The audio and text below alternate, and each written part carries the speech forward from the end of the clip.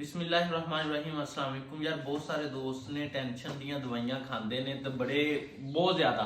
ਅੱਜ ਮੈਂ ਤੁਹਾਨੂੰ ਇੱਕ ਐਸੀ ਗੋਲੀ ਦਾ ਦੱਸਾਂਗਾ ਕਿ ਜਿਹੜੀ ਐਸੀ ਗੋਲੀ ਹੈ ਕਿ ਜਿਹੜੀ ਤੁਸੀਂ ਉਹਨੂੰ ਇਸਤੇਮਾਲ ਕਰ ਲਓ ਤੇ ਤੁਹਾਨੂੰ ਨਾ ਨੀਂਦ ਦੀ ਤੇ ਟੈਨਸ਼ਨ ਦੀ ਗੋਲੀ ਨਹੀਂ ਖਾਣੀ ਪਏਗੀ। ਤੇ ਉਹ ਗੋਲੀ ਜਿਹੜੀ ਹੈ ਉਹ ਤੁਹਾਡੇ ਘਰ 'ਚ ਬੱਚੇ ਨੇ, ਜਿਸ ਤਰ੍ਹਾਂ ਮਾਸ਼ਾਅੱਲਾ ਆ ਮਾਮੂ ਦੀ ਜਾਨ ਆ ਪਾਪਾ ਜ਼ੈਨਬ ਫਾਤਮਾ ਪਾਪਾ ਜੀ ਦੀ ਜਾਨ ਆ। ਤੇ ਬੱਚਿਆਂ ਨਾਲ ਅੱਛਾ ਟਾਈਮ ਗੁਜ਼ਾਰੋ ਕਿ ਤੁਸੀਂ ਜਦੋਂ ਨਾ ਹੋਵੋ ਬੱਚੇ ਮਹਿਸੂਸ ਕਰਨ। ਅਸੀਂ ਕੀ ਕਰਦੇ ਹਾਂ, ਸਿਰਫ ਪੈਸਾ ਪੈਸਾ ਪੈਸਾ।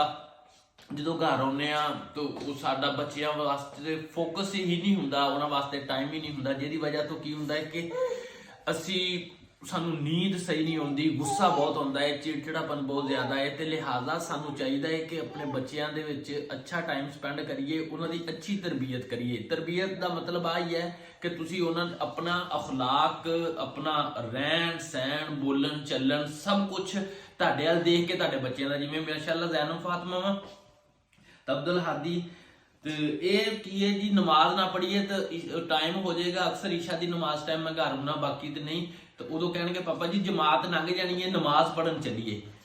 ਤੇ ਇਹ ਬੱਚਿਆਂ ਦੀ ਤਰਬੀਅਤ ਹੈ ਕਿ ਤੁਸੀਂ ਉਹਨਾਂ ਦੇ ਨਾਲ ਆਪਣਾ ਐਸਾ ਟਾਈਮ ਸਪੈਂਡ ਗੁਜ਼ਾਰੋ ਕਿ ਉਹਨਾਂ ਨੂੰ ਤੁਹਾਡੀ ਕਮੀ ਵੀ ਮਹਿਸੂਸ ਹੋਵੇ ਤੇ ਤੁਹਾਡੀਆਂ ਆਦਤ ਵੀ ਉਹਨਾਂ ਦੇ ਵਿੱਚ ਹੋਣ। ਤੇ ਫਿਰ ਤੁਹਾਨੂੰ ਕਿਸੇ ਵੀ ਟੈਨਸ਼ਨ ਦੀ, ਕੋਈ ਵੀ ਨੀਂਦ ਦੀ ਗੋਲੀ ਨਹੀਂ ਖਾਣੀ ਪਏਗੀ, ਮੈਨੂੰ ਪੂਰੀ ਉਮੀਦ ਹੈ। अस्सलाम वालेकुम।